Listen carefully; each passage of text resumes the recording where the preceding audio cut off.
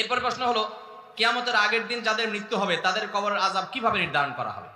আমাদের অনেক নাস্তিক বন্ধু আছেন, তাদের খোঁচাখুচি করা অনেকগুলো প্রশ্ন আছে এবং অনেক সংশয়বাদী মুসলমান আছে যাদের এই প্রশ্নগুলো থাকে। তাদের প্রশ্নটার মানে হলো, আল্লাহ তাআলা শত শত হাজার হাজার বছর, কিয়ামতের চাইতে আরো হাজার বছর আগে যারা দুনিয়া থেকে মারা গেছেন তাদের অপরাধী হলে তাদের কবরে শাস্তি দিবেন, আবার ঠিক কিয়ামতের আগের দিন যে মারা যাবে তারেও শাস্তি দিবেন। এখন প্রশ্ন হলো, যে কিয়ামতের আগের দিন মারা গেলে সে তো কয়েক ঘন্টা বা একদিন শাস্তি পাইলো, যে হাজার হাজার বছর আগে মারা গেলে সে তো হাজার হাজার বছর ধরে শাস্তি পাইলো, তাহলে দুজনের প্রতি দুই রকম আচরণ হলো, জুলুম হয়ে গেল, বৈষম্য হয়ে গেল। এটা তো আল্লাহ তাআলা করার কথা না। কিভাবে আল্লাহ সমন্বয় করবেন? আমরা বলি, ভাই, আল্লাহ রাব্বুল আলামিন কোরআনে বলেছেন, ওমা রাব্বুকা বিযাল্লামিন লিল আবিদ, তোমার রব বান্দার প্রতি জুলুম করবেন না।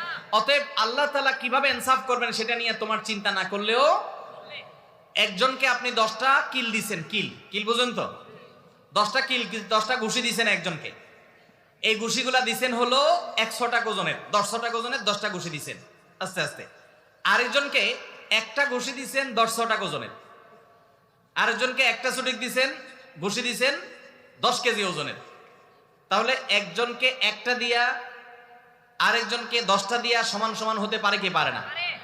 হাজার বছর আগে যে মারা গেছে কবরে, আল্লাহ তাআলা তাকে শাস্তি দিয়েছেন এক পর্যায়ে, একদিন মাত্র কিয়ামতের আগে মারা গেছে, একে শাস্তি দিয়েছেন তার শাস্তির মাত্রা ভিন্ন পর্যায়ের হতে পারে। কিভাবে ব্যালেন্স করবেন, কিভাবে ইনসাফ করবেন সেটা আল্লাহ ভালো জানেন, কিন্তু আল্লাহ তাআলা ইনসাফ করবেন, তিনি জুলুম করবেন না। যার যতটুকু প্রাপ্য আল্লাহ তাআলা তাকে ততটুকুই বুঝিয়ে দিবেন, এর ব্যতিক্রম করবেন না। আল্লাহ বলেছেন হাদিসে কুদসিতে, আমি নিজের প্রতি জুলুমকে হারাম করে দিয়েছি, অতএব তোমরা একে অন্যের প্রতি জুলুম করবা না।